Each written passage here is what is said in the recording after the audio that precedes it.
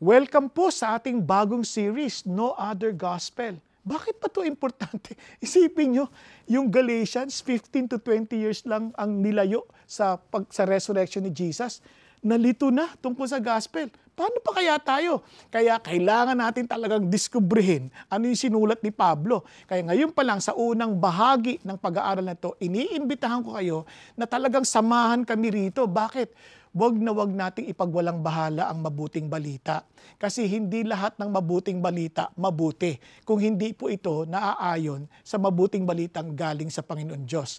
Kaya mga kapatid, pakinggan nyo ang video na ito para sama-sama nating madiskubre ano yung totoong balita na maganda na gusto ng Diyos maranasan nating lahat.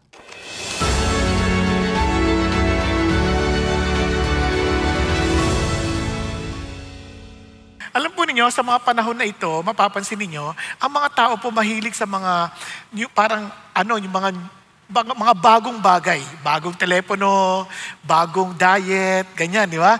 Mga bagong trend. And gusto natin lahat maging new and improve. Kaya nga po, gusto natin ng mga upgrades, di ba? Gusto natin mag-upgrade palagi. Kaya lang, minsan yung pagdagdag natin at sa original, ay minsan nasisira pa ito. Naalala ko lang, nung bata kasi kami, tinuturuan na kami kaagad ng tatay namin magluto. And isa sa mga paborito naming pagkain ay adobo, di ba? And nagkataon po na tinuruan mo kami, sabi niya, magluto ka ng adobo. So sa isip ko, pagka dinamihan mo, dinagdagan mo yung mga rekado, sasarap, di ba? Dinagdagan mo yung bawang, dinagdagan mo yung sibuyas, dinagdagan mo yung suka, di ba? Dinagdagan mo yung toyo, gano'n. Hindi mo nagbabago yung karne, ha? Basta puro dagdag lang. Dinagdagan mo yung paminta. Nako, ang expectation mo, lahat sasarap, di ba? Ang problema, nung maluto na, nako po, parang naging adobe. hindi adobo. Kasi talaga ang sama ng lasa. Parang sobra-sobra. Tapos sobrang asim, sobrang alat. Tapos alam nyo, doon ko napagtanto, alam nyo, na hindi lahat ng pagdadagdag o nasabi mong upgrade ay nakakabuti. Eh nakakatawa lang ito. Sabi ng tatay ko, ito hindi ko makakalimutan. Marunong ka lang kumain, pero hindi ka marunong magluto. Ewan ko, naririnig nyo palagi yan. Pero doon ko na-realize kung gaano kahalaga na maintindihan mo yung original. Sa totoo lang ngayon, dahil yung adobo na yan, wala na nakakaalam ng original na adobo. Kasi nga, ang dami ng mga karagdagan. Merong adobong may cheese, may adobong. Basta iba-iba ng klaseng adobo. Sa totoo lang, huwag nila sasabihin, meron na nga akong 105 recipe ng adobo. Iba-iba na. Kaya talagang hindi ko na rin alam kung ano original na lasa. Pero one thing for sure, ganun din sa buhay. Alam nyo, kaya ang ating series na sisimulan ngayon ay napakahalaga. Kasi when it comes to the gospel, there is no other gospel. You cannot improve on it. You cannot make it better. You cannot subtract from it. Kasi ito lang isang bagay, iisa lang yung gospel. And sa dami ngayon ng mga ibang pananampalataya at pag nanood kayo ng iba't ibang mga guro, tirahan sila ng tirahan as if sila lang ang tama. Pag tinignan mo naman, lahat sila may tama. Di ba? Kaya ano ba talaga yung totoo? And ito malungkot. Tayo mga nakikinig lamang na minsan hindi rin tayo nag-aaral, tayo naman nakikiayon na lang din. Oo nga, kung sino yung mas malakas magsalita, yun ang tama. Ang totoo yun, hindi yun ang basihan. Kaya tamang-tama ito kasi the study on the book of Galatians. Bakit Galatians? Kasi yung Galatians, parang panahon din natin ngayon. Because they did not reject Jesus, but they added something to Jesus. Kaya naman si Paul, maingat na maingat, sabi niya, when you add something to Jesus, you lose the gospel and there is no other gospel. Kaya tuloy ang effect sa kanila, nahuhulog sila sa pressure ng performance. They need to perform. They need to prove their worth before the Lord. And nagkakaroon sila ng fear of not being enough. And maybe to some of us, we're also experiencing the same. Na parang kulang, parang laging kulang yung nagagawa ko para sa Diyos. Parang hindi ko parang hindi ko talaga madamang, mahal talaga ako ng Diyos. Parang kulang kasi eh. Parang hindi ko siya ma-please. No? May mga ganong pakiramdam. Kasi nga, kapag mali ang ating pananampalataya, mali ang ating naiintindihan, ito'y nagdadagdag kabigatan sa atin sa halip na ito'y magbigay kagaanan at masabing magandang balita. Now, and of course, the desire to prove ourselves worthy. Yung iba po, they always think of, what should I do para to be worthy of the eternity that God is promising us. Laging ganun ang habol ng tao. And I have good news for you. Sa ating pag-aaral ng Galatians, I hope that we will truly find true freedom from the grace of God. Now, tingnan ho natin. Buti na lang, bagamat maraming mga gospels na naririnig tayo, buti na lang, nangyari ito sa panahon ng Galacia. Bakit? Kasi napilitan sa sulatan ni Paul, dahil si Paul po yung nagsimula ng church doon eh. Napilitan niyang sulatan at balikan at ipaliwanag ano talaga yung gospel. So, hindi mo na kailangan pang diskubrin o andyan na, sinulat na, para kung anumang salungat dito, madali mo na siyang maikorek. Kasi the church will not determine the gospel. The church will not tell you what is orthodox, or not even the teachers, is not the tradition, kundi ano yung sinabi ng Diyos based on this instruction given by Paul. Bakit si Paul? Tingnan natin. Isa-isa. Yung book of Galatians, basically, ito po yung parang Magna Carta ng pananampalataya ng Kristyanismong summarized. Kasi yung Romans, mahaba yun eh. Pero ito, mas summarized kasi 6 na kabanata lamang. Kaya kung yung Galatians nyo, 5, hindi yan tama. Pag 7, magtaka na rin kayo, hindi rin yan tama. Kasi 6 na chapters lang yon. At yung unang 4 na kabanata, focusing on the doctrines. Ibig sabihin, on the precepts. Yung ano yung mga prinsipyo na ano yung pinaka-foundational truth kung bakit ito yung magiging duty or demonstration ng gospel. Ganyan lagi ang sulat ni Paul eh. Pag binasa nyo Ephesians, binasa nyo yung Colossians, Thessalonians, lagi nagsisimula, ito yung faith natin, ito yung pinaka-foundation, and ito yung effect. Okay po? Importante yun. Hindi mo na itong effect, tapos kailangan, kung ito yung tama yung foundation mo, hindi ganon. Ito yung foundation, ito yung effect.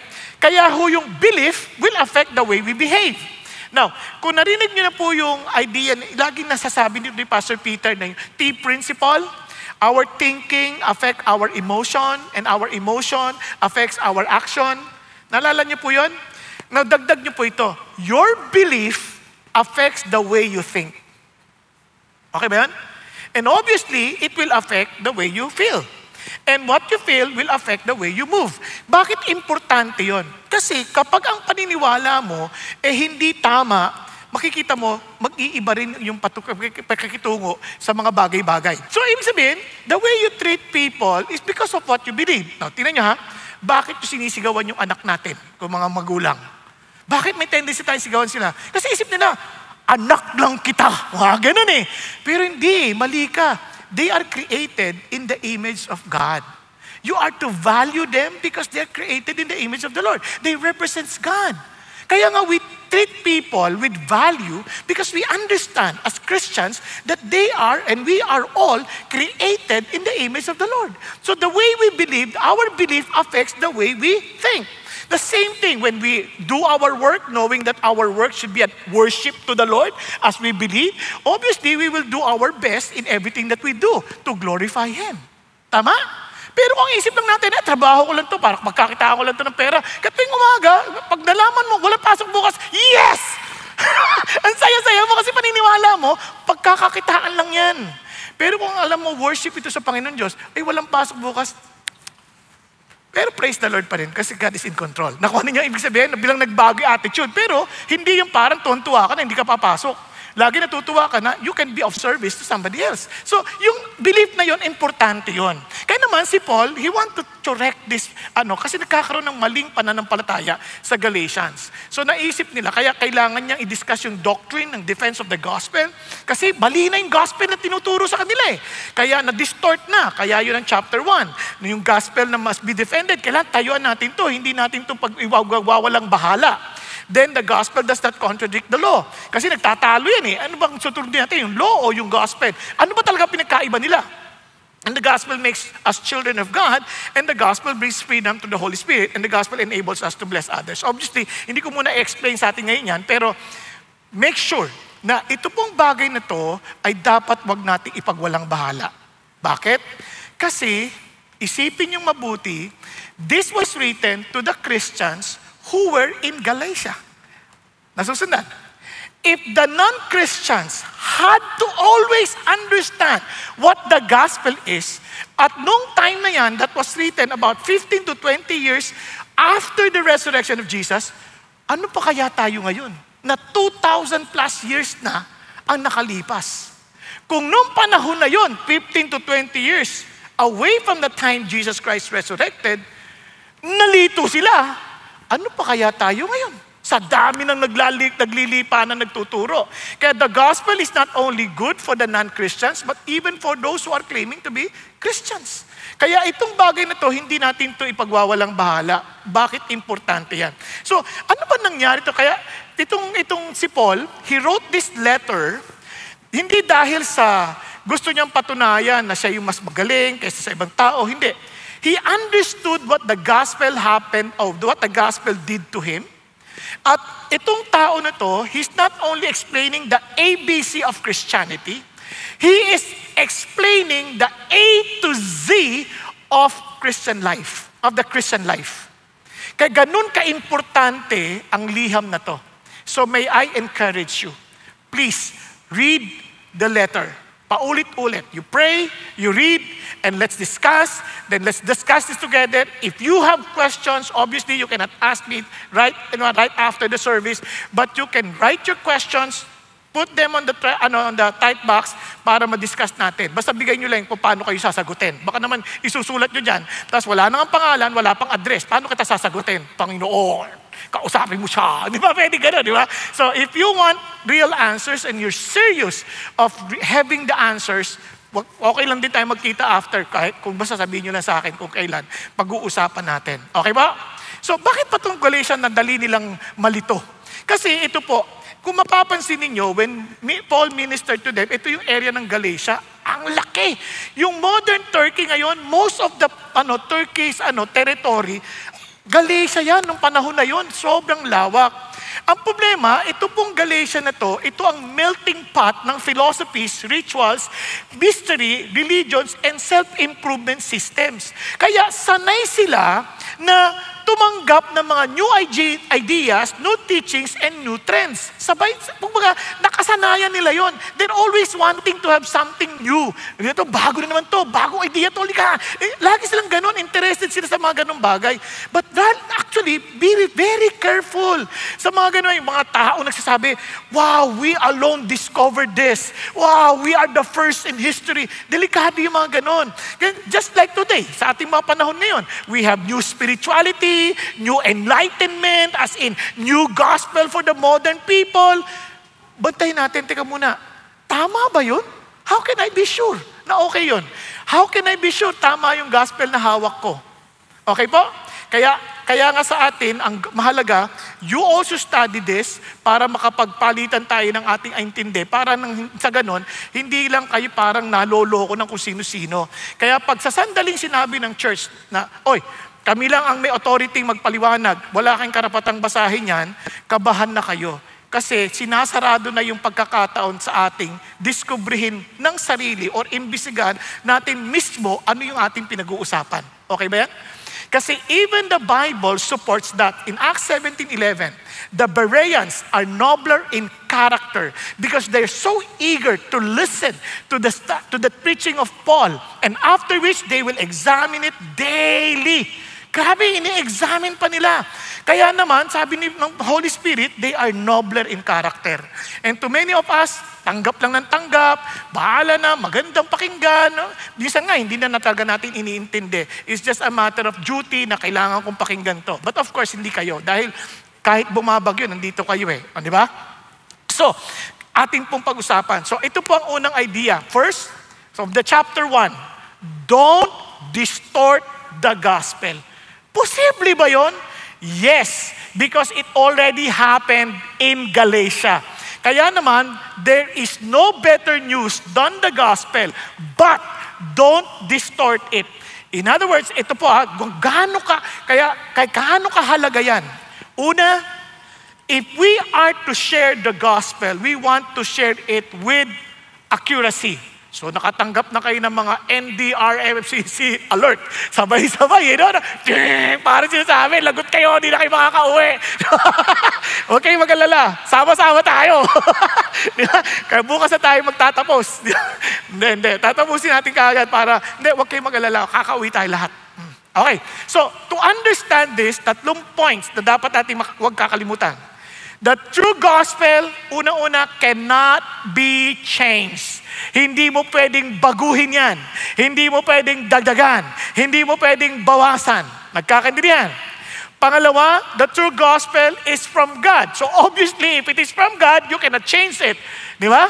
And thirdly, the true gospel, kung tama ang intindi natin, it will transform us. It will surely affect us. Hindi pwedeng walang epekto sa atin. No? At ang gospel, either it will transform you positively or negatively. Negatively, kapag ni-reject mo ito. But once you accepted it and experience it yourself, you will see the beauty of the transformation that God promised because of the gospel. Kaya nga yung word na gospel is good news. Magandang balita. So, why is the gospel permanent? It cannot be changed. Tingnan natin. Paul, an apostle, not sent from men, nor through the agency of man, but through Jesus Christ and God the Father, who raised him from the dead, and all the brethren who are with me. Look at what he was saying. Sabi ni Paul, he established his authority. Kasi yung mga tao sa Galatians, they were listening and they were hearing messages coming from other people, other teachers, and they were saying, hindi yan totoo si Paul, hindi naman yan apostle eh. He was not one of the apostles. Now, ito yung problema, ano ba yung apostle? Yung word na apostle, from the word apostolos, ibig sabihin nun is to send, to be sent. Kaya ang apostle, yan, kapag kunyari, si Pastor, Sam. Alam ko talaga pangalan mo, kunwari lang hindi. No, si Pastor Sam. He was sent by, let's say, yung organization nyo nga? Every Home for Christ. He was sent by Every Home for Christ. Basically, he is an apostle sent by the Every Home for Christ. Kasi yun ang idea ng apostle. You are being sent. Kasi Barnabas was sent by the Jewish authorities in Acts 15, and he was an apostle. No? Barnabas, kaya tinawag na apostle, Barnabas. Kaya lang, itong introduction ni Paul is more than just an ordinary apostle sent by a human agency. Di ba? Anong sabi niya rito? Not sent from men, nor through the agency of man. Kasi tayo, even if someone claims that he is an apostle sa panahon na ngayon, he is an apostle maybe because he was sent by his church. But not in this sense. Bakit? Dito sa sense na to, yung apostle, parang meron silang, they are establishing the foundation of the belief of Christianity. Because God used them, directly giving them the message, kaya ang apostles, ginamit ng Diyos to write the scriptures, to write the words, the letters that we circulated to all the churches. Now, tingnan niyo po. Dito yung qualification, for example. In Acts, namatay si Judas. Tama? There were 12 apostles. Patay ang isa. So, kailangan palitan. Ito yung requirement. Tingnan niyo yung requirement. Therefore, it is necessary that of the men who have accompanied us all the time that Lord Jesus went in and out among us. So, una pa lang, naging kasama namin yan. Kaya ibang level tong apostle na to. Ang sabi niya, beginning with the baptism of John until the day he was taken up from us. One of these must become a witness with us of his resurrection. So, ang kanyang qualification, nakasama natin. Even from the very time na si John the Baptist binaptize si Jesus, nakasama na natin. Paano si Paul? Hindi siya qualified. But in reality, because Paul was one of the Pharisees, perhaps nakikita niya na rin itong mga bagay na ito, ay nakita niya yung development ng Christianity, at the same time, siyempre, nakikita niya, so nawi-witness niya rin doon. Ang difference lang, he was not directly part of the disciples or apostles God has chosen na kasama ni Jesus during the ministry. Tama? Pero meron pang isang, a witness with us of His resurrection. Ito ang sabi ni Paul. Sabi ni Paul, at last of all, when Jesus Christ resurrected, as to one untimely born, He appeared to me also, for I am the least of the apostles and not fit to be called an apostle because I persecuted the church of God. Meaning, it was Jesus who appeared to him when He resurrected. Sinabi niya kay Paul, Saul, Saul, why are you persecuting me? Nalala niyo? So he witnessed. And that brought a great change in Paul, from Saul to Paul, and began to preach about the gospel to the Gentiles. So yun ang, kaya yung sinasabi ni Paul that I'm an apostle, not sent by man, he was making himself equal with the rest of the apostles. Nakuha? Okay. So what? Yan. Meaning, he has that authority. Eto ngayon, sabi niya, in-explain niya na, grace to you and peace from God, our Father, and the Lord Jesus Christ. So, dinikit niya. He's now preaching and showing now, little by little, what the gospel really means. Sa simula pa lang ng sulat niya, kakaiba yung tono ni Paul. Bakit? Normally, pag nagsusulat si Paul, lagi sasabi niya, I praise God for you every time I remember you. I pray for you, mga ganyan, di ba? Sa Colossians, Ephesians, Thessalonians, makikita niyan. Dito, hindi niya makikita. Diretsong galit si Paul because of this. Pero sabi niya, pinakita niya kagad. In-establish niya kagad yung gospel. Who gave Himself for our sins so that He might rescue us from this present evil age. According to the will of our God the Father, to whom be the glory forever. Amen. So ano sinasabi niya dito? Paul does not begin with rules. Ito'y dapat mga gagawin natin. Ayan, nag-text na naman. Huwag kayong mag-alala, mabilis. Ibig sabihin, malapit na yung bagyo. Diyan na sa pintuan. Okay. He does not begin with advice that you should do this, you should do that. He begins with the good news. Agad-agad, nag-start siya sa gospel. Kaya yung word na gospel, ebanghelyo, good news, magandang balita. Ano yung magandang balita? Jesus gave Himself for us, for our sins, so that He might rescue us from this present evil age. Tingnan nyo nga, ano ba yung gospel? Dito pa lang sa unang mga talata niya, napaka-importante na. Una, who are we? He rescues us. Anong ibig sabihin nun? Ang sinasabi niya kagad, ang tao, hindi sila yung mga wounded people needing healing. Hindi niya sinasabi yun. Hindi sinasabi niya that these are not confused people needing guidance. Hindi sinasabi yun. They were not decent people who need a second chance. You know what he was saying? They were helpless, lost, and drowning. Lubog na lubog sila sa kasalanan, wala na silang pag-asa para makaligtas dyan. Naintindihan niyo ibig sabihin? Kaya ang word na ginamit is rescue. Now, nakakita na ba kayo ng nalulunod? Di marunong lumangoy, tapos hahagisan mo ng manual, ganito lumangoy, basahin mo. Hindi yan makakatulong sa kanya. Kasi hindi niya kailangan, ano tuturo mo? Kailangan ko ng rope. Iligtas mo ako, hagis mo yung rope that I can be lifted up. Tama? That is exactly our condition. Sa maraming tao, hindi natin nakikita yan. Akala natin, we can save ourselves by doing a certain instruction, following a certain instruction, merong advice, merong gagawin, tapos maliligtas na ako. Hindi. Paul is already telling us, here is the gospel. First, understand your real condition.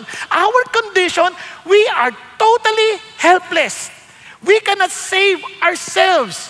Kaya pag may nalulunod, nagtataka sila during the days of Watchman Nee, mayroong nalulunod sa ilog, ganyan, magpahapalag, no? Trying himself to be saved. Alam nyo, hindi marurunong lahat. May isa lang magaling na lumangoy.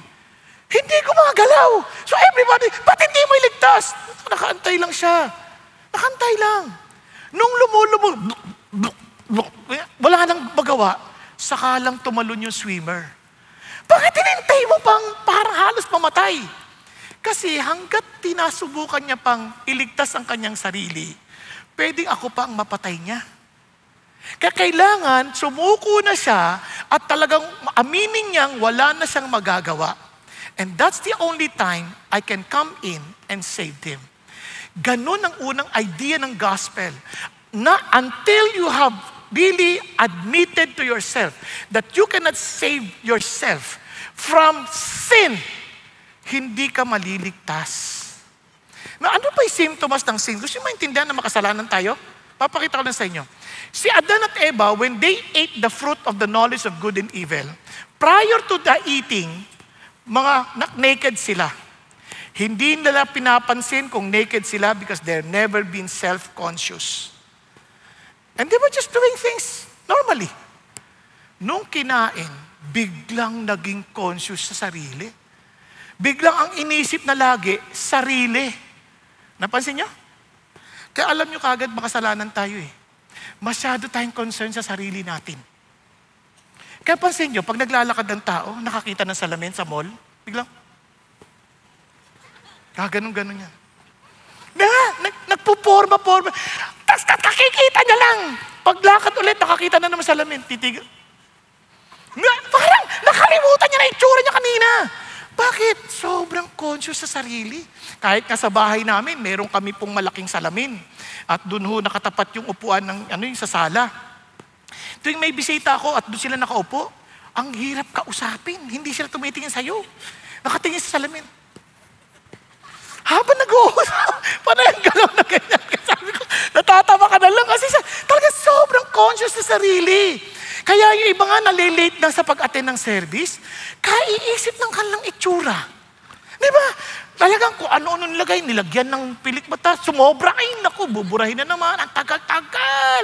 Tapos di ba, lahat ginagawa, maglalagay ng BB cream, ng mga CC cream, DD cream, lahat ng cream. Na pati ice cream. Talaga lahat, andyan na, kulang-kulang dating. Lahat ilalagay.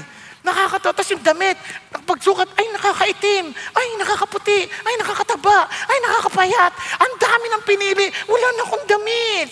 Ito na lang kaya, ay hindi bagay sa sapatos ko. Sobrang nakakapagod. Kasi lagi nating iniisip ang ating sarili. Katuloy, hindi natin maisip ano makakabuti sa ibang tao. Kaya ngayon, alam nyo, nakikita ko kung bakit pinapahintulutan ng Diyos ang patuloy na pagbaha sa ating bansa. Para naman makonsensya itong mga tao natin. Na maintindihan nila, tingnan nyo yung pinagagawa ninyo dahil sa mga ghost project na yan. Tapos akala natin sila lang may kasalanan, tayo din. Kung paano tayo sinasalaula natin yung ginawa ng Diyos, nagtatapon tayo ng basura kahit saan. Di ba? Lahat tayo may kasalanan, hindi naman lang sila. Mas malaki lang yung kanila, pero ganun pa rin, makasalanan pa rin tayong lahat. Nakuha ninyo? Hindi natin pinapansin kahit anong mga pinaggagawa nila hanggang sa mapahamak na ang maraming tao. Kaya minsan nakakaiyak, kaya sabi ko nga, Lord, iyak. Sa totoo lang, nagpe-pray ako, umiyak ako para lang sa bagyo na yan. Kasi iniisip ko, Lord, bakit susunod-sunod? Bakit na lang puro ganito? Tapos bigla ako naiintindihan na para makonsensya naman kayo. Diba? Parang, sa totoo lang, mas madali magtapon ng basura sa kapitbahay kaysa sarili nating mga basura.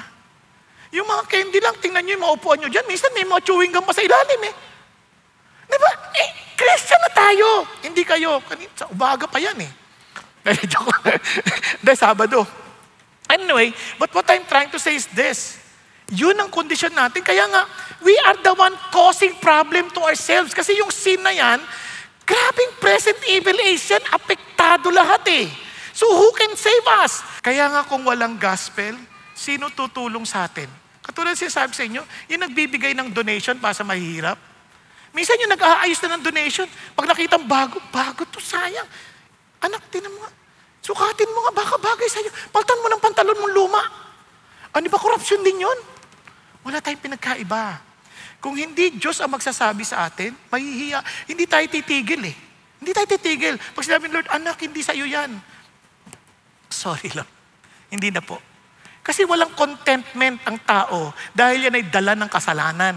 And the only person who can really help us is the truth of the gospel. Para maintindihan natin, why will I need this? I belong to eternity. I'm not here forever in this world.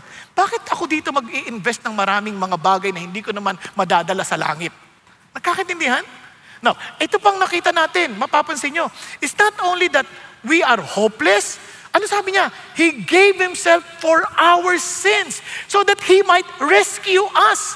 Ano sinasabi ng Lord? Parang, here is Jesus Christ. He gave Himself for our sins. He did not just die to inspire us. He died in our place. Siya talaga yung kinuha niya yung lugar natin. Jesus lived a life we could not live. Di ba talagang hindi natin kaya? He died the death that we should have died. Siya yung namatay on our behalf. Kaya nga sabi niya, itong ginawa ng Diyos. Now, we have no condemnation because He took the condemnation upon Himself. Yun ang gospel, that He might rescue us. We're not only talking about the present evil age, but even the effect of sin in eternity. We will be separated from God for the rest of eternity. But Jesus Christ took that punishment and crying out before the Lord from eternity past to eternity future na hindi sila nagkakahiwalay for the first time. My God, why hast thou forsaken me? Nahiwalay siya because He became sin on our behalf. Tayo sisigaw nun sa impyerno kapag hindi tayo naligtas. We will be shouting before the Lord, my God, why hast thou forsaken us? Whether you believe in God or not, because one day you will know that Jesus is Lord and every knee shall bow and declare that He is Lord. Kaya walang mayabang dito pagdating sa langit. Kaya naman, ang galing mo ni Jesus, ako na. Hindi mo kaya iligtas sarili mo. You have no power to save yourself. Ako na. I'll take your place. I'll die for you. Kaya nga, He Himself gave for our sins. Now sabi niya, according to the will of our God the Father. Ano sinasabi ng Lord? I am involved. Bakit? I raised Him from the dead to prove to you that I accepted His sacrifice. Na yung dapat na kinatatakutan nating kamatayan, may sagot na. May nabuhay na magbuli. Di ba kumbaga sa sakit, kapag may virus na at lahat ay fatal yung virus, anong kailangan natin gawin? Kailangan mabakunahan tayo ng dugo ng tao na naka-overcome na ng virus. Tama? And praise God, somebody overcame death. Jesus. And yung dugo niya has to be applied to us that we can also overcome death. Yun ang ating pag-asa. Kaya, pag namatay ang Christian, sabi ng Bible, if you believe in me, because I am the resurrection and the life, you'll never die. Kaya, kapag narinig nyo, patay na si Pastor Bong, huwag kayo maniwala. Bakit? Hindi ako namatay. Lumipat lang ako ng tirahan. Absent in the body, present in the Lord. Amen? Yan, huwag kayo rin. Kung talagang nawakan nyo si Jesus, huwag nyo isipin, hindi kaya nga iban. Pag namamatay na, parang, this is my coronation day. Yun sabi ni D.L. Moody. Tapos, wow, sabi ni Philip Heck, wow, is this dying with Jesus? How come it's so happy to live with Jesus? Di ba? Ang saya-saya. Ibang-iba sa mga expression nila. Voltaire, I am abandoned by God, I'm going to hell. Kawawang-kawawa. Sabi ni Francis Newport, dating head ng Infidel Club, na hindi naniniwala sa Diyos, ano sabi niya? Don't ever tell me that there is no God. For I already feel His very angry presence. Don't ever tell me that there is no hell. For I'm already feeling my feet slipping to its fire. Kaya meron pong reality na yun na doon tayo niligtas ng Diyos and praise God because the Father was pleased. Wow! Binuhay siya magmuli. At ang pinamaganda sabi niya, to whom be the glory forevermore. Amen. Binigyan niya ng kagandang summary. Kaya sabi niya, because you cannot rescue yourself, you cannot even take any credit na naligtas ka because of yourself, because of your merit, because of what you did, because of your promises. Wala. Because everything was because of God. Nagkakaintindihan? Kung maintindihan mo kaligtasan, wala tayo doong ambag. Si God lahat ang gumawa. Naunawaan po. Kasi wala na eh. We need to be rescued. Yun ang summary. Kaya if we are to summarize the gospel, ito yun. The gospel is the good news. Wow! Bakit? That when we were unable to save ourselves, Jesus rescued us by taking our place. The Father accepted His finished work and now offers us grace and peace, not because we earned it, but because He loves us. If we are to make it shorter, the gospel is Jesus doing for us what we could never do for ourselves. Sa Tagalog, ang magandang balita ay ang ginawa ni Jesus na hindi natin kayang gawin. Naunawaan po natin. Kaya kung naintindihan natin yung gospel, hindi natin ito pagpapalit kahit kanino. Kaya alam nyo kagad yung taong ligtas. Imposible siyang malungkot eh. Ngayon masasabi lang, paano yung depression? Anak, hindi ibig sabihin na hindi ka, yung pag sinabi mong hindi ka malungkot, wala ka na talagang kalungkutan, paminsan-minsan. Kahit si Jesus, I am sorrowful to the point of death. But He can release that and offer that back to God. Kaya naman, at the end, not my will, but thy will be done. Di ba? That release siya. Sumasaya siya ulit. Kaya naman sa Bible, reality pa rin ang kalungkutan. Kaya hindi naman yun, ibig sabihin na wala ka ng kalungkutan, ka lang masaya, alam naman pag-gising mo sa baga, hallelujah, di ba? Namatay ang tatay mo, hallelujah, patay ang tatay ko, purihin ang Panginoon. Hindi naman ganun eh. Merong lungkot. Siyempre tatay mo yun namatay eh. Pero hindi ka hinahayaan ng kalungkutang ikaw ang pangunahan. Kaya mayroong mga nadidepress na sabing sa amin, hindi, masaya ako ngayon. Bukas hindi ko alam kung masaya pa ako. Kaya alam niyo, tuturuan ko kayo ha. Una, lahat tayo nakakarinig ng tinig. Hello? Sino ditong nakakarinig ng, iba-iba lang ang volume niyan. May malakas, may mahina, may iba malakas. Pero isang bagay lang.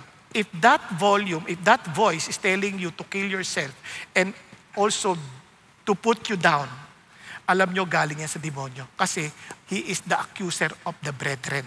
He wants to kill. Pero pag sinabi ng boses, you are my child, I love you, I will protect you, I will take care of you, alam mo galing sa Diyos yan. Kasi he is the life. Kaya naman, may choice tayo sa umaga, pagising pa lang turuan kayo magising. Hindi man tayo laging excited magising eh. Yung iba, hindi marunong talaga magising eh. Alarm clock agad eh. Paano ka naman magiging masaya? NDRMCC na naman yan. Di ba? Huwag ganun. Kaya alarm ka na kagad eh. Hindi ka pa nagsisimula ng araw. Alam nyo bakit ka nag-a-alarm? Hindi ka natulog ng maaga. Alam ba't hindi ka natulog maaga? Nanood ka ng napakaraming reels. Yung iba naglaro pa. Na daming screen. O iba nanood pa ng mga nakakatakot na palabas. Biro mo naman, ni-rape, babae. Paano ka naman makakatulog ng matindi niyan?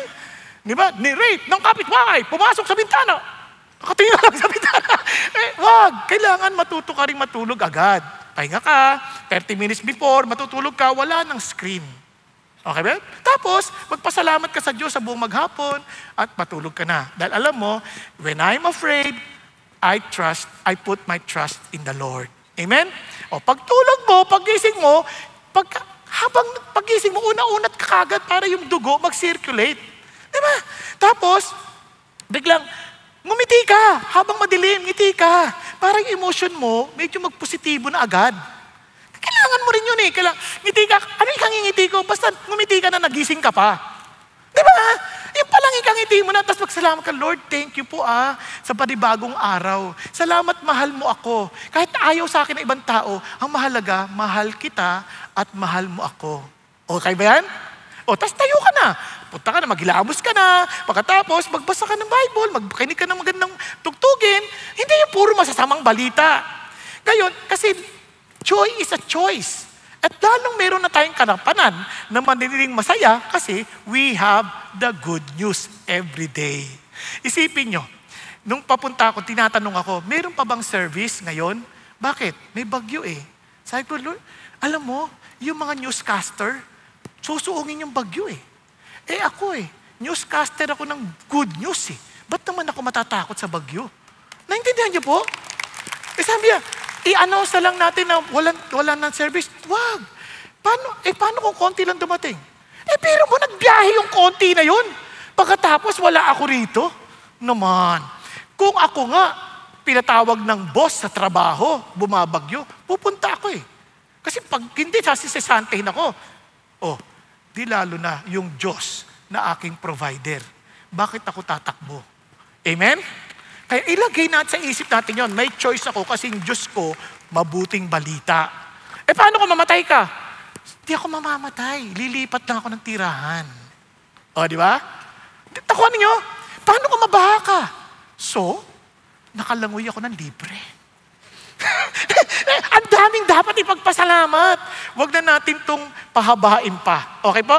Kaya, importante. Now, ito pong sabi ng Lord. Kaya sabi ni Paul, after Making them understand the message. Nagulat naman ako sa inyo. Hindi yan yung namangha ako. Hindi. Nagulat naman ako sa inyo na you are so quickly deserting Him who called you by the grace of God for a different gospel. Ang sinasabi ni Paul, if you go to a different gospel, you are deserting Him. Kasi the gospel and Jesus Christ cannot be separated. Kaya pag hindi itong gospel, dinistort mo yan, nako, para mo na nang dinisert si Jesus, iniwan mo si Jesus, tinanggihan mo si Jesus. Kasi sabi niya, kaya huwag mong i-distort yung gospel kasi it is rejecting Jesus Himself. Now, hindi lang yun. Sabi niya, which is really not another. Sabi niya, only there are some who are disturbing you and want to distort the gospel of Christ. Yung word na distort, hindi lang pervert, kundi you are reversing. Binabaligtad mo lahat. Yung ginawa ni Jesus, binaaliwala mo. Yun ang sinasabi niya. Kaya when you distort the gospel, binabaliwala mo lahat ng ginawa ni Jesus para sa atin. Kaya hindi ho yan biro. We should never, never, never distort the gospel. Bakit? Dinagdagan pa. Tingnan mo sabi ni Paul, but even if we, sinama niya yung sarili niya. Sabi niya, or an angel from heaven should preach to you a gospel contrary to what we have preached to you, he is to be accursed. Hindi ko pwedeng baguhin. Hindi pwedeng baguhin ang sino man. Kaya sabi niya, kasi kapag binago ko, itong effect ng distorting the gospel, susumpain ako. Your eternity is at stake. Kaya tayo, we are asked by God to preach the gospel. Kung hindi natin alam, paano na? Kaya we need to take this seriously. Kasi isipin mo, kung mali pala itong pinaniniwalaan ko, tinanggihan ko na si Jesus, in all honesty and sincerity, tinanggap ko si Jesus. Pero yung pala, tinanggihan ko pala, dahil lang hindi ko alam yung gospel. Di ba? At susumpain pa ako, paano na yan? Hindi, kaya wag nating ipagwalang bahala ang gospel. We should never take that for granted. Inulit pa niya, an angel, paano kung may magpakita sa'yo anghel? It's a, wow, supernatural. Grabe, totoo to. At ang sinabi, sumunod kayo sa akin, mag-pray kayo ng 10 panalangin na ganito para maligtas kayo. At ipasa niyo ang panalangin na ito na mapagpala kayo. Isama niyo pa ang mga 10 pa para nang sa ganun, pagpapalain kayo ng Panginoon Diyos. Kahit anghel pa yan, kung iba yung tinuturo niya, hindi yan karapat-dapat pakinggan. Kasi alam niyo, isang tukso sa atin, pag nakakita na tayo ng mga miracles, nakakalimutan na natin yung katotohanan. Hello? Biruin mo, nakita ko, kalbo, pinag-pray, nagkabuhok. Iba yan, totoo yan. Tinigil kayo, kahit si Stevenson, kaya magpabuhok. Kaya hindi yan sikreto. Dinidikit lang. Pwede na. Pero totoo to ha. Baka magtaka kayo. Kasi iba sabi, lagi may nagsasabi sa akin, Pastor, wig ba yung buhok mo? Hindi po, totoo po ito. Nagkataon lang, tumubo talaga. Pero ito, what I'm trying to say is this. Hindi miracle ang basihan ng ating pananampalataya. Hindi supernatural lamang, kunit si Jesus ang katotohanan. Because I am the way, the truth, and the life. No one can come to the Father except through me. Tingnan niyo pa kung bakit importante yung gospel. As we have said before, so I say again now, if any man is preaching to you a gospel contrary to what you received, he is to be accursed. Dapat yan sumpain. Grabe, no? Nakakatakot. Kaya po, kaya siniseryoso natin ang bagay na ito. Remember this, you are not deserting the church, you are not deserting the doctrine, you are not deserting the tradition, you are deserting Jesus Himself. Kaya yung gospel, a distorted gospel, is not a gospel at all. Yun ang sinasabi ni Paul. Kaya sinasabi ni Paul na a distorted gospel brings condemnation. Kaya naman marami sa atin, because of the wrong understanding of the gospel, we become anxious, we become, yung parang full of guilt, full of shame, fear of not being enough. Where there is self-salvation, there is always condemnation. But where there is Christ, there is rest. Amen? Kaya pagka sa Panginoon, alam mo may pahinga ka. Hindi mo kailangan to prove anything to God. Yung iba kasi, gusto nilang patunayan sa Diyos. Kaya pag sinabi mo, punta ka na, sama ka sa amin. Punta tayo kay Lord. Hindi pa ako ready. Pag ready na ako, anong ibig mo sabihin ng ready ka na? Pag talaga mabait na ako. Ikaw ba maliligo ka bago ka maligo? Sino dito naliligo bago maligo? Meron ba? Di ba? Walang taong naliligo bago maligo. Kaya ka nga lumalapit sa Diyos, alam mo marumi ka eh. Kaya lumalapit ka para linisan niya tayo, iligtas niya tayo. Hindi yung parang magpapakalinis muna ako bago ako lumapit. Ba't ka palalapit kung kayang palang linisan ng sarili mo? Ang problema, hindi natin kayang linisin ang ating mga sarili. Kaya, yun ang sinasabi ng Panginoon Diyos. Now, so, sabi, kaya tingnan nyo, for now, kasi sa panahon ngayon, parang andali nang baguhin yung gospel eh. Kasi sa dami na nga pong mga tao, ika-cancel ka na lang, magagalit sa'yo, alam nga magbago ka na ng iyong tayo dahil lang sa sinabi nila. Hindi. Sabi niya, am I now seeking the favor of men or of God? If I'm striving to please men, if I were still trying to please men, I would not be a bondservant of Christ. Wala tayong karapatan. Kung ang tao ang ating pinagsisilbihan, di servant tayo nila. Servant tayo ng Diyos, hindi tayo servant ng sino man. Kaya kahit disagree ka sa akin, wala naman ako magagawa. Basta ang mahalaga, ikaw din, alamin mo ang katotohanan. Okay po tayo? Kasi nga, at the end of the day, hindi ikaw ang judge ko, si Lord pa din. Hindi ako ang judge mo, si Lord pa din. Okay tayo?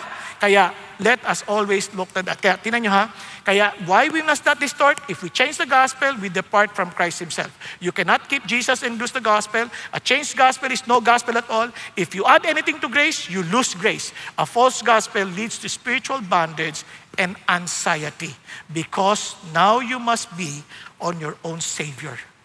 Parang ganito yan. Nawalan ka ng internet.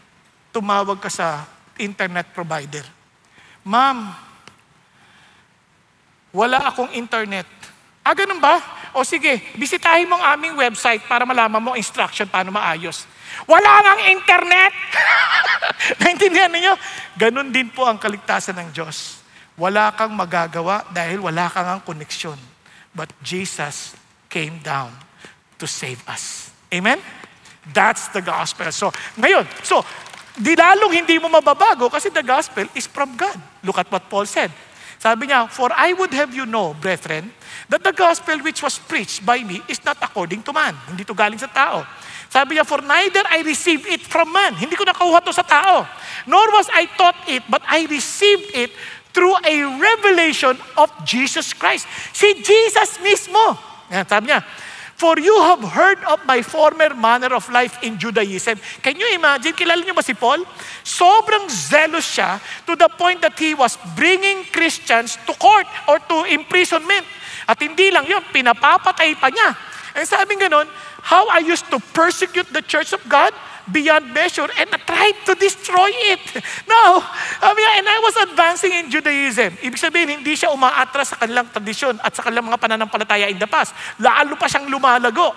Many of my contemporaries among my countrymen being more extremely zealous for my ancestral tradition.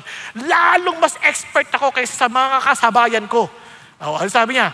But when God, who had set me apart, even from my mother's womb, and called me through His life, was pleased to reveal His Son in me so that I might preach Him among the Gentiles, I did not immediately consult with flesh and blood. What have you noticed?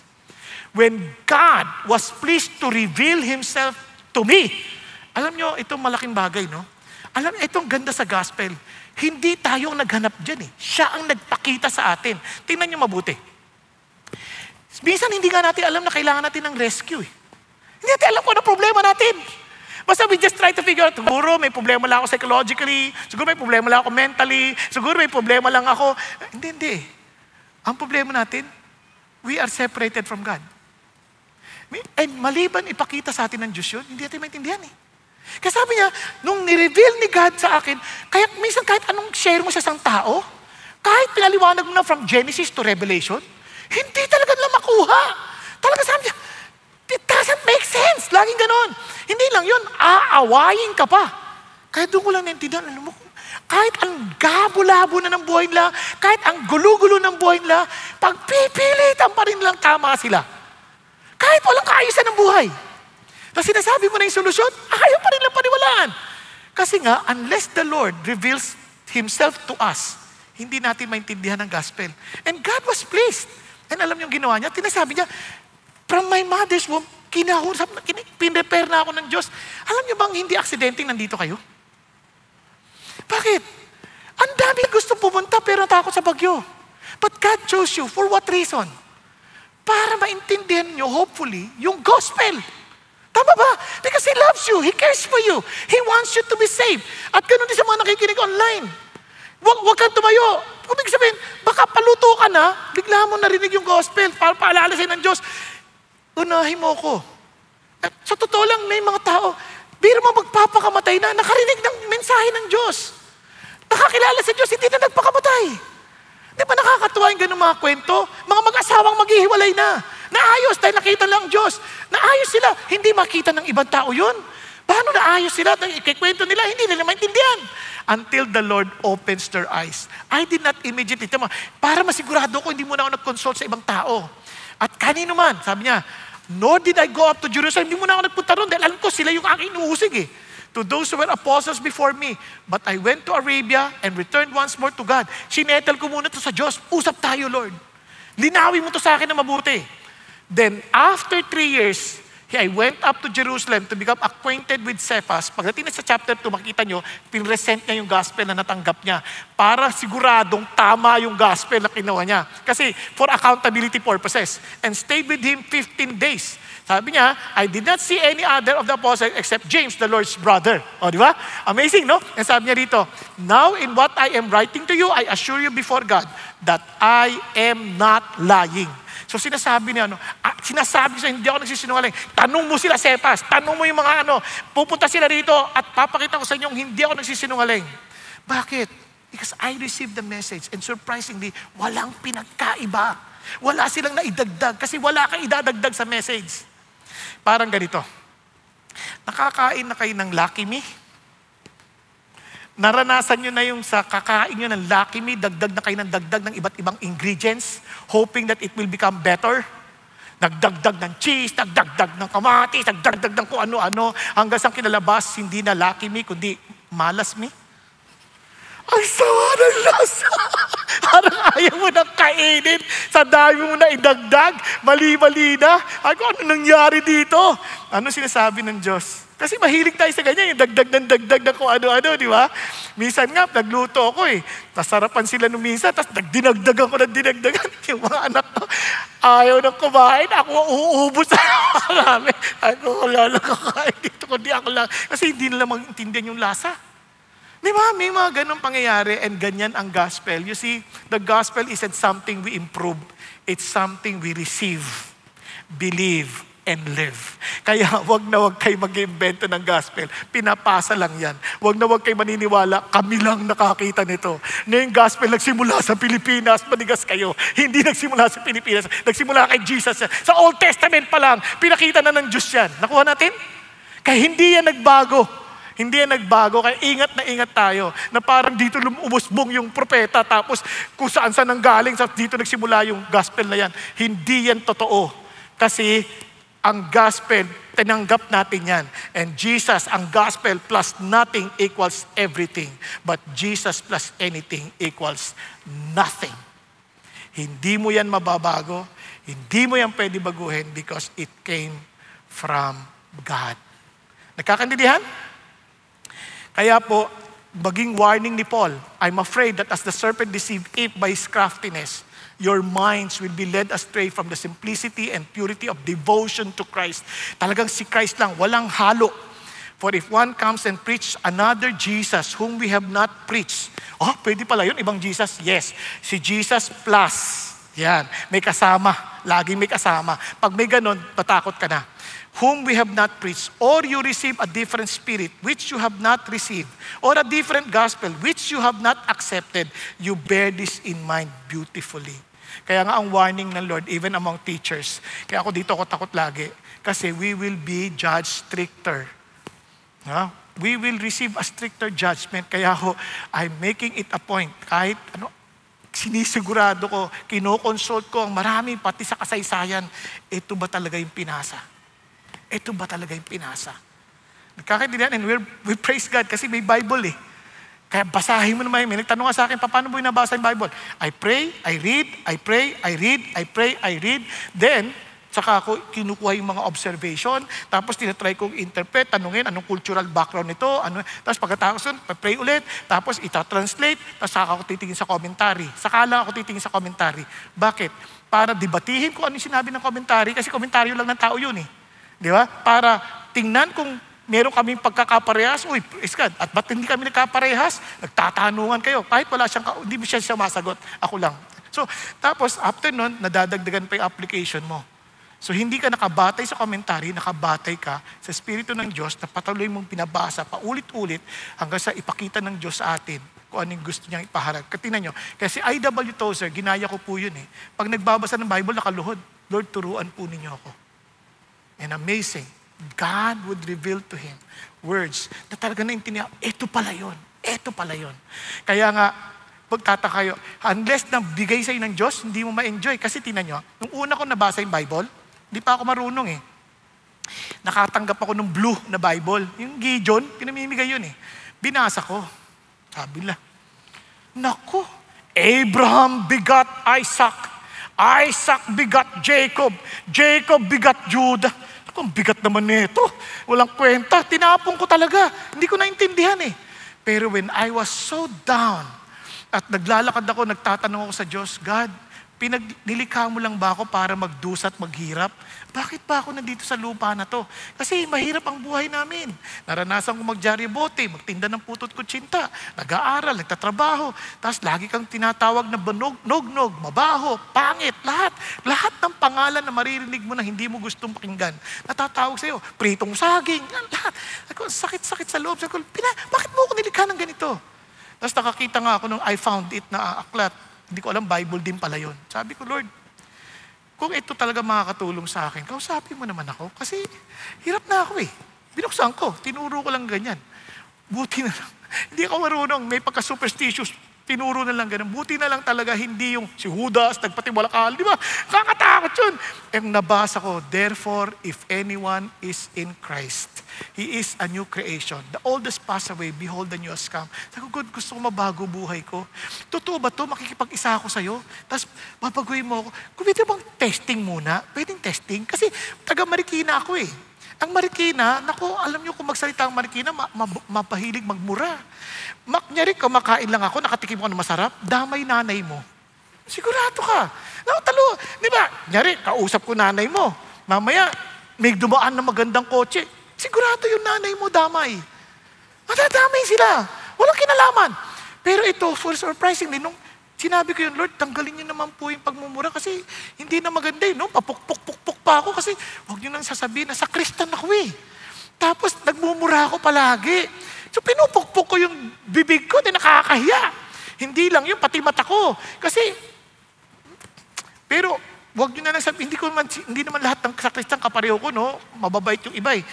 Yari yung katawan ni Kristo, namboboso kami. Parang, maganda. Alam niyo yun, magandang katawan.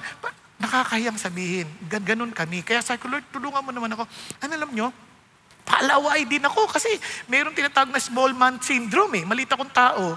Kaya madali kaming makipag-away. Ayaw naming minamaliit kami. Maliit na nga, mamaliitin ka pa. Di ba? Huwag kang magpapakumbaba. Kailangan magmataas ka. Ganyan.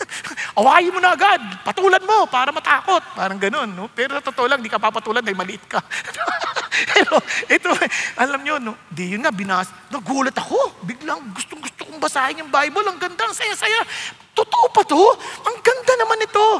Nako, hindi na ako sumasama sa pagnanakaw sa palengke, sa mga tindahan. Kasi may mga kabarkada ka, nagsha-shoplift din eh. So, hindi na ako sumasama, inuman, kinawag ako ganyan, "Ay, ang yabang mo na, ba't di ka na namamansit? Bakit di ka na sumasama sa amin?" Tinulak ako, parang upakan na eh. Taka talaga ako. Walang murang lumabas, walang galit na lumabas.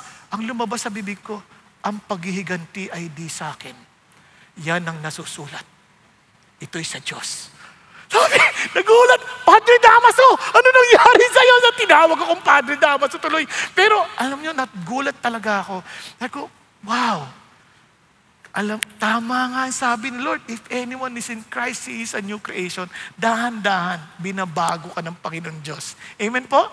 Kaya mga kapatid, ano man yung pakiramdam mo, na isa nung isip mo, wala ka ng pag-asa, huwag ka mag-alala. Ang Diyos ay totoo sa kanyang salita. Amen? Pakisabi mo sa katabi mo, hawakan natin ang katotohanan ni Jesus. Kaya naman, dinikit na ni Paul, lalo na yung sa resurrection. Kasi how can God help us if He is not alive? Ito, now brothers, I want to remind you of the gospel I preached to you, which you received and on which you have taken your stand. By this gospel you are saved, if you hold firmly to the word I preached to you. Otherwise, you have believed in vain. Panghawakan mo to ha. Ano sinabi niya? The gospel I preached to you, nung una pa man.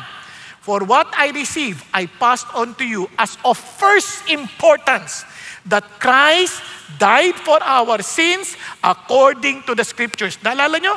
The will of the Father. Itong bagay ng gospel ito, hindi ito bago. Even from the time that Jesus Christ, or the time that men fell, nilinaw na ng God yung gospel according to the Scripture. He was buried, that He was raised on the third day. Inulit na naman, according to the Scriptures, and that He appeared to Cephas. Then to the 12. Sabi niya, after that, He appeared to more than 500 men at one time. Ibig sabihin, nung time na ito, itong resurrection na ito is something that you cannot deny. Ibig sabihin, pwede mong tanungin yung mga tao na yan. At the time of writing, pwede nyo tanungin. Kasi bakit? Most of them remain until now. But some have fallen asleep. Iba patay na, pero ito, may mga buhay pa. Tanungin nyo. You can research it. You can ask it. Ngayon, tingnan nyo po ha.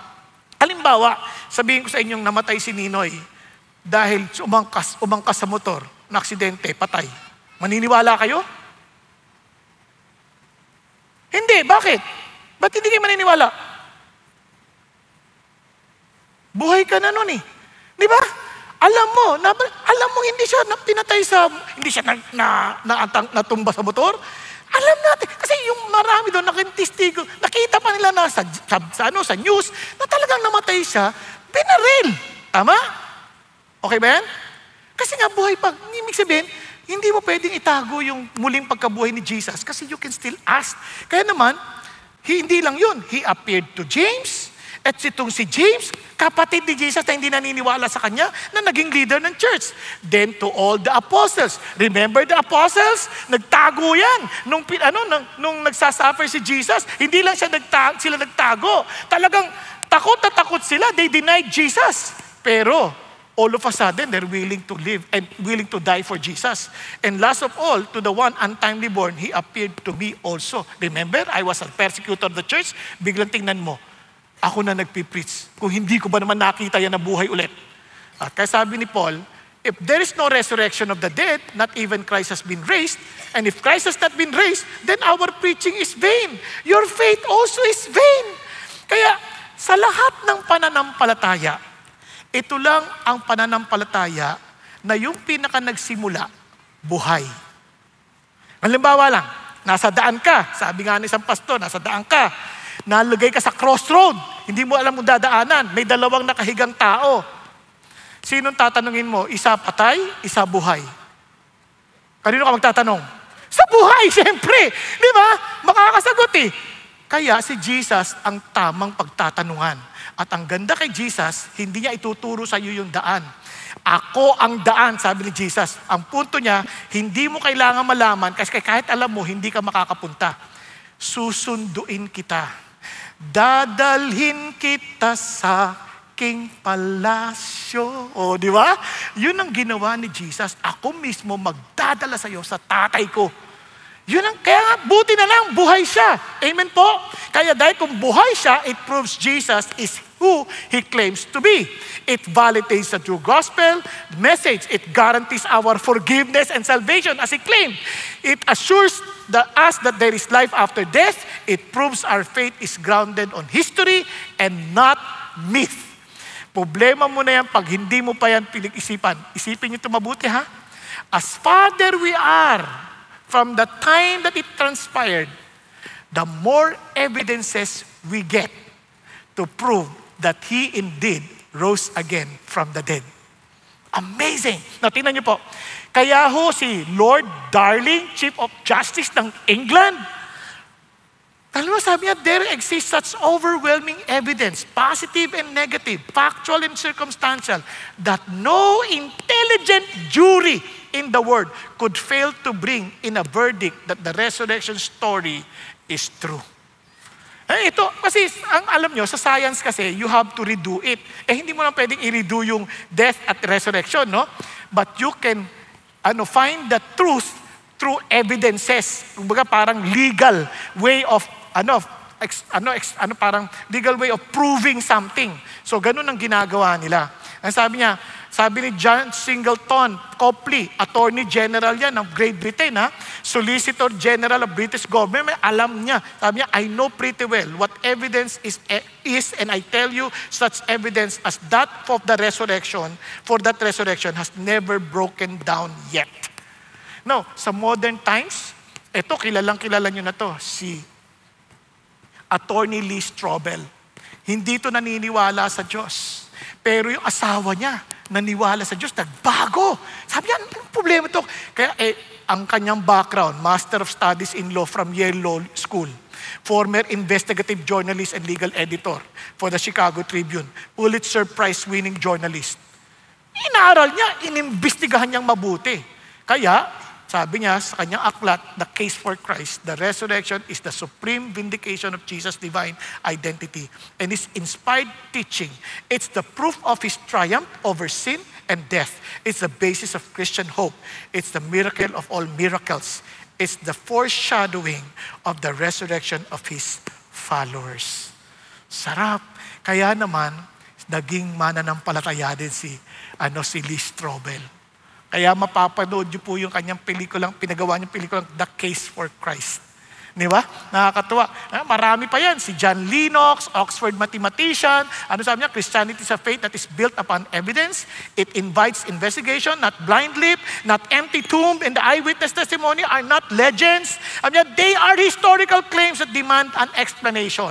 You cannot explain the explosion of early Christianity without the resurrection. Nothing else matches the data. And look what he said. I believe Jesus rose from the dead because the historical evidence makes the resurrection the only explanation that fits the facts. He doesn't believe in the resurrection because he's a Christian. He is a Christian because the resurrection actually happened. Di ba? Kaya alam nyo, hindi nyo pagsisisihan dahil alam nyo itong pinaniniwalaan natin, mapapanghawakan natin kasi historically supported. Kaya naman, kung si Jesus talagang nabuhay na magbuli, Tim Keller beautifully said, sabi niya, then you have to accept all that he said. The issue is not whether you like what he said or not. It is not whether you agree or disagree with what he said, but whether he rose from the dead. Hindi ikaw determina kung anong totoo, si Jesus. Hindi church, hindi tao, hindi ako, hindi sino mang judges, si Lord. Kasi siya lang ang nabuhay na magmuli. Amen? Kaya huwag mo sabihin, hindi ako nag-agree sa kanya. Wala ka nang magagawa, buhay siya. Ikaw, bahala ka. Parang ganun lang naman ang buhay. Kaya naman, sinasabi ko sa inyo, anong sinasabi ng Diyos sa kaligtasan natin?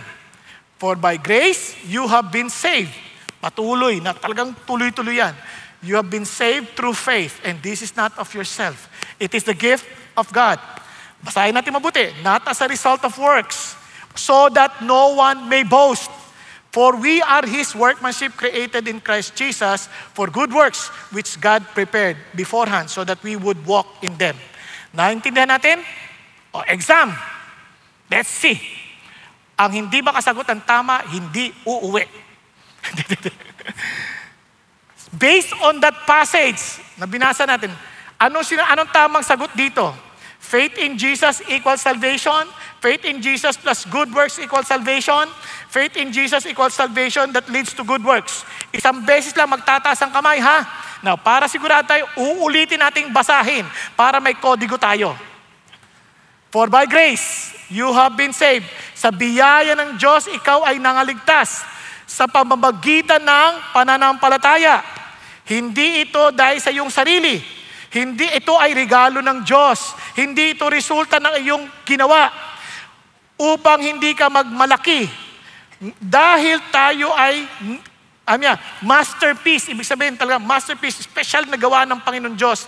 Nilikha ni Kristo Jesus para gumawa ng mabuti, na siyang hinihanda ng Diyos para ito ay ating lakaran. Okay ba yan? Okay, based on that, nabasa niyo na, exam. Sino ang naniniwala na ang ibig sabihin ng passage ay ito, kung mathematical expression? A, B, at C. Sino nagsasabing A? Okay. Sino nagsasabing B? Sino nagsasabing C? Allah. Alright. So may ilan na hindi uuwi. Tingnan ninyo. Ulitin ko ha. Faith in Jesus equals salvation. Paanong nangyari? Ito ha, balikan natin. Kung ikaw ay naligtas na, hindi ayon sa ginawa mo, sabi niya, ngayon, ito ang magiging resulta. Binabalik tayo sa pinaka-disenyo ni Jesus na gumawa ng mabuti. Kasi nung nakasalanan tayo, naging makasarili tayo. Hindi natin iniisip para sa ibang tao. Nung naligtas na tayo, bumalik tayo sa original design natin to be a blessing to others. Tama? Okay. So, mukhang malabo yung A. Tama ba? Eh yung B, lalo malabo. Kasi sabi niya, hindi ito resulta ng iyong ginawa. Tama? Ngayon, eto, ang faith in kay Kristo, ang resulta niyan, kaligtasan na nagdudulot ng mabubuting gawa. Okay tayo? Anong tamang sagot? Yung hindi nakatama, okay lang. At least nakita natin kung saan natin itutuwid ang ating pagkakamali. Amen po? Now, kaya, yun ang problema ng Galatians, faith in Jesus, plus circumcision, plus the Pharisaic law, equals salvation. Yun ang kanilang intindi. And God was saying, mali yung gospel mo. Kaya, kung isa-summarize natin, ang true gospel, salvation by grace through faith in Christ alone. Hindi natin yan resulta ng gawa natin. Christ's finished work is sufficient. Transformation centered on Christ. Kaya yung distorted, anything na salvation by faith in Christ plus, huwag natin, plus. Ano yun, may idagdag mo dyan. Hindi tama yan. Christ's work is not sufficient, needs human effort. Yun ang sinasabi natin. No transformation, at kung iba kasi naniniwala na, Christian na ako, pinatawad na ako ng Lord, pero walang pagbabago sa buhay, distorted gospel yan. Centered on man, ang tawag nun, legalism. Kaya, ang totoong gospel, it transforms. How did we know that? Tingnan nyo. Then I went into the regions of Syria and Cilicia. Sabi niya, I was still unknown by sight to the churches of Judea. Hindi pa siya kilala, which were in Christ. Kaya naman, at only they kept hearing, lagi na naririnig sa chismis, sa rumors, na he who once persecuted us is now preaching the faith which he once tried to destroy. Posibleng makakalat agad dyan. Alam mo ba, yung nagpe-persecute sa atin, yung mga nanguhuli ng mga kapatid natin na nagpapakulong, Christian na, at sinishare yung gospel sa iba. O di na kumakalat yung kwento. At tingnan nyo naging epekto. And they were glorifying God because of me. Di ba? Ang laking pagbabago. Yung dating kinakatakutan sa kawalangyaan, ngayon, naging blessing sa kanila. Ang laki ng pagbabago. Naunawaan po? Gusto niyo maintindihan? Kung bakit dahil sa kilala na natin si Jesus, naligtas tayo, magkakaresulta to. Subukan nyo, lapit kay sa nanay nyo. Nay, mula ba nung naging Christian ako, naging blessing ba ako sa inyo? Christian ka ba? Pag ganun ang sagot, kabahan ka, ha? Mag-pray ka na ng mabuti, Lord. Maging totoo naman kayo sa akin. Di ba? O kaya sa asawa nyo. Naalala ko, may lumapit eh. Sabi, Pastor, ayoko na matindon kasi lagi sabi, hindi ako submissive. Ano ba naman ganun? Di ba ako submissive? Ako tinanong. Sabi ko, malay ko ba? Hindi mo kita kilala. Sabi ko, di ba, tanong mo yung asawa mo. Andiyan naman siya. Submissive ba siya? Sabi yung asawa. Alam mo na. Hindi ko kailangan maliwanag. Kaya, gusto niyo malaman kung submissive kayo, punta kayo sa asawa niyo. Sweetheart, submissive na ba ako dahil kay Jesus? Di ba? Tapos yung mga lalaki naman, tanongin niyo naman yung asawa niyo, naging loving ba ako sa'yo? Di ba? Okay ba yan? Punta kayo sa teacher niyo. Ma'am, nung naging Christian ako, ano sa palagay niyo? Okay ba ako? Naging masipag ba akong estudyante dahil kay Jesus? Ayun. Alam niyo na, huwag niyo nang lokohin ang inyong sarili. Pag hindi naman, huwag kayong mag-alala.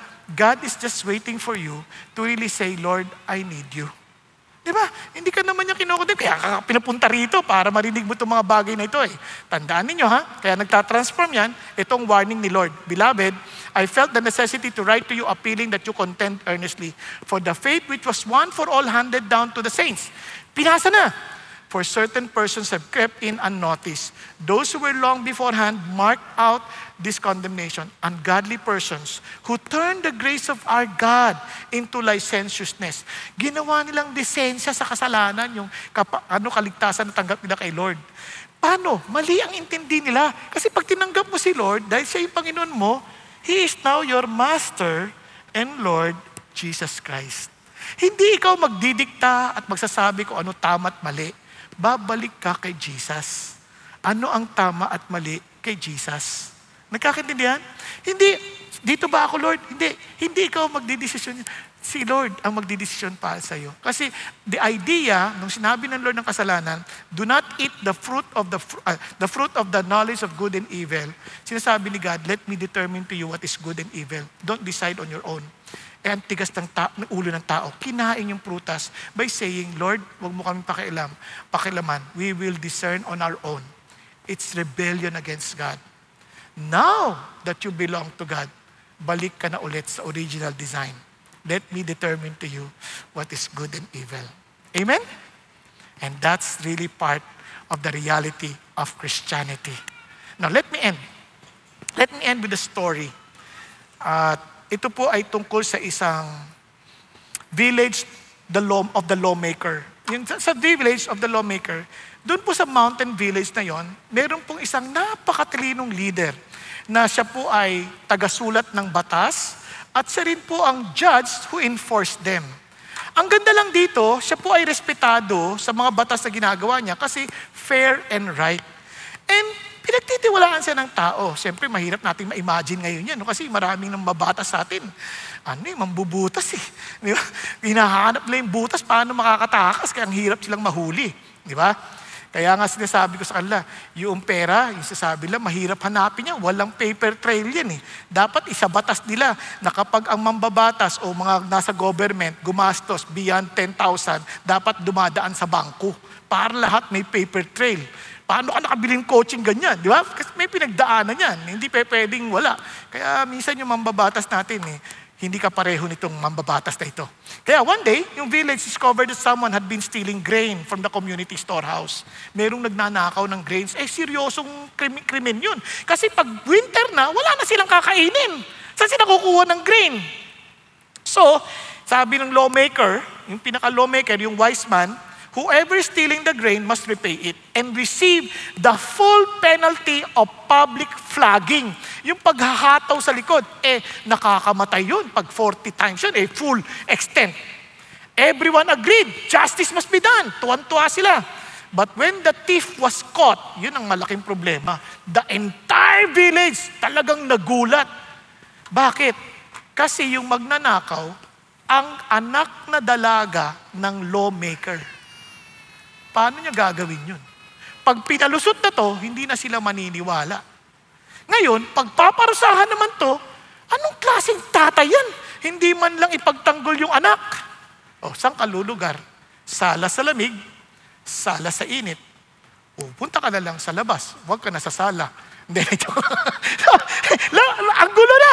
So, anong ginawa? Ito na, dinala na sa execution yung babae. Problema, pinaramdam pa yung tunog ng latigo. Whoosh! Talagang takot ng mga tao. Talagang hindi ito mabubuhay kung 4 na po ito. Nung lalatiguhin na, sisimulan na, sabi nung lawmaker, sandali lang. Sabi niya, sandali lang po. Pumunta siya, tinubad niya yung kanyang balabal, niyakap niya ang kanyang anak. Sabi niya, you may proceed. Hindi pwede, nandiyan ka eh. Pagtatamaan ka, hindi yung anak mo. Yun ang kiningi ng batas. Pero mahal ko anak ko. So, hinataw. Wasak! Rinig ng lahat. Wasak! Nung mga 30 siya, wasak! Wala na. Wala nang tunog. Wala na, lupay-pay na. patay na. Iyakan ng lahat ng mga tao. Bakit? Bakit? Iyak ang bata. Sabi ang, Papa, I'm so sorry. Alam mo ninyo, ganyan-ganyan ang ginawa ni Jesus eh. Tayo dapat yun eh. Pero He took the punishment of our sins to Himself. Kasi ganyan tayo kalawak niya kamahal. Ganito kita kamahal, anak. I'm willing to stretch out my hand for you. Kaya lang, it's now up to us. Kumbaga, kung tatanggapin mong kailangan mo ng rescue, pwede mo namang hindi aminin na kailangan mo. Pero kung aaminin mo, yung kabayaran na yan ay para sa'yo. Tayo pong lahat ay yumuko at pumikit sandali. Mga kapatid, alam niyo sa maraming tao, hindi nila iniintindi kung anong kanilang naranasan. Kasi hindi naman nila intindihan pa sa ngayon. Pero what God is saying us is this. Alam mo, hindi ko iiwan ng comfort ng heaven kung hindi ko alam ang tindi ng kaparusahan, ng kasalanan at ng rebelyon ng tao laban sa Diyos. Dahil alam ko at wala rin namang paraan para kayo'y maligtas. Sabi ni Jesus, ako na mismo ang bababa para iligtas kayo. Ang tanong na lang, willing ka bang hawakan yung lubid na magliligtas sa iyo sa pagkalunod? O hahayaan mong iligtas ang iyong sarili hanggang sa mawalan ka ng lakas at tuluyan ka ng malunod at mapahamak? Alam mo ang totoo mong kalalagayan sa buhay. Alam mong yung takot at alam mong merong something na hindi mo maintindihan, that hindi, na parang wala kang, that there is some form of emptiness in you. And because of sin, that emptiness is a reality. And Jesus wants to rescue you. May symptoms ka na. Kailangan mo na lamang ng gamot para ikaw ay mapalaya ng lubos, di lamang sa sintomas, kundi sa sukdulang epekto ng kasalanan natin sa Diyos. Handa mo bang kunin ang lubid para ikay maligtas? Handa mo bang abutin ang kamay ni Jesus para sabihin, Panginoon, iligtas mo ako? Kung yan ang loobin ng puso mo, magpakumbaba ka. Lord, ako po yun. Tinataas kong kamay ko sa inyo. Abutin po ninyo ako. Iligtas po ninyo ako. Yes, taas mo kamay mo. Huwag kang mahiya sa Diyos. It's between you and the Lord. Lord, yes, hallelujah. Yes, yes, yes, yes, hallelujah. Maging sa mga nasa online, I'm challenging you. You raise your hand to God. No, kahit nasa online, nasa screen ka nakatingin, you raise your hand to the Lord and say, God, ako po yun. Lord, abutin mo ako. Ligtas mo ako. Thank you for dying on the cross for me. Thank you that you did not remain dead. You rose again from the dead and you are alive. As you have saved Peter, alam ko, diligtas mo rin ako. Thank you na itong sulat na to hindi lang sa Galatians. Pinakakalat mo to sa lahat ng iglesia para malaman namin ang totoong ebanghelyo, ang totoong magandang balita. Sa mga nagtaas ng kamay, sa Panginoong Yesus, inaabot ko po ang kamay ninyo, kinikilala ko ang aking pangailangan ng kaligtasan. Kayo lamang po ang tagapagligtas, wala ng iba. Kaya tulungan niyo po ako mabuhay ayon sa kalooban ninyo. At patuloy kong, Panginoon, maalala at maisip na kayo ay buhay, hindi kayo patay. Para ako'y bigyan ng bagong buhay at maranasan ng katotohanan ng buhay na nagmumula sa inyo. Salamat din, Panginoon, sa magandang balitang ito. At gusto ko rin itong ipahayag sa marami. Bigyan niyo po ako ng lakas ng loob. Dahil mula ngayon, hindi na ako nabubuhay para sa akin, kundi para sa iyo lamang. Dahil ikaw ang aking Panginoon, ikaw ang aking tagapagligtas. Thank you, Jesus, for loving me. Thank you, Lord. And I pray, Father God, for those who prayed that prayer, for those who raised their hands, may you empower them with your Holy Spirit as you promised. And allow us all, Father God, to give glory to your holy name and to honor you in every step of the way. And I pray for every family, Father God, we represent here. May your protection be upon them. May your blessing be upon them. May your peace reign in them, that they will continue to enjoy your presence in their lives and to always celebrate your goodness, your grace that gives us freedom. In the name of Jesus, amen, amen, and amen. Praise God.